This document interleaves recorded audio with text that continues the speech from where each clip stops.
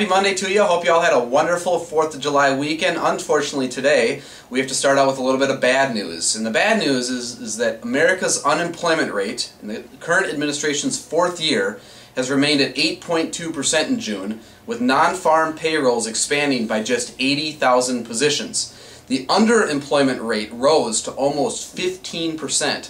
The Labor Department report offered a troubling big-picture detail.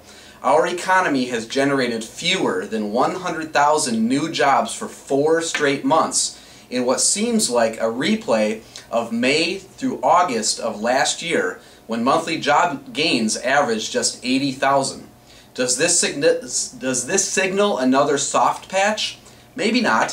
For example, January through May job growth has exceeded June through September job growth regularly since 1987.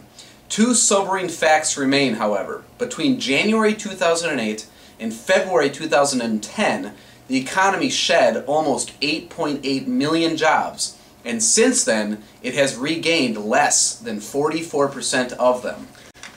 The Institute for Supply Management's closely watched manufacturing sector index dipped to 49.7 in June from May's 53.5 mark, meaning a sector contraction.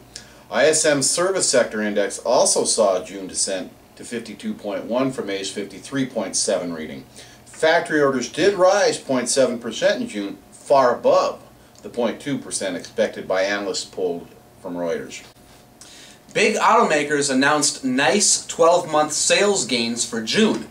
Toyota showed sales gains of 60%, Nissan up 28%, Chrysler up 20%, and Government Motors trailing the pack at 16%.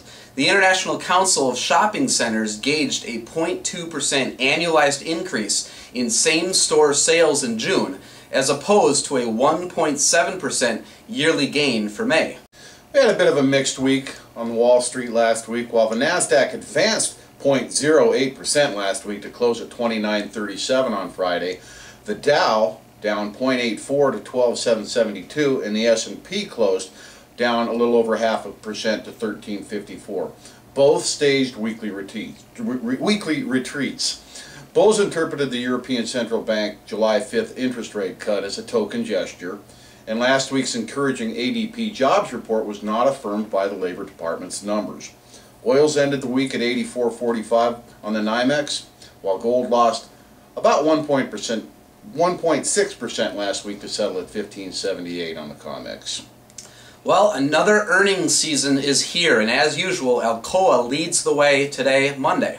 Tomorrow brings reports from Levi's. And then on Wednesday, we have reports on the U.S. trade deficit and wholesale inventories, second quarter results from Marriott, and the June 20th Federal Open Market Committee minutes arrive. Thursday, earnings from Fastenal and Progressive arrive, along with the new weekly jobless claims figures. Wrapping up the week on Friday, Wells Fargo and J.P. Morgan Chase issue second quarter results, and we get June's Producer Price Index and the preliminary July Consumer Sentiment Survey from the University of Michigan. That's what we're looking at this week. My name is Eric Hagen. And I'm Greg Petrie. We'll keep our finger on the pulse of the economy and report back to you next Monday. So please be sure to subscribe. We'll talk with you then.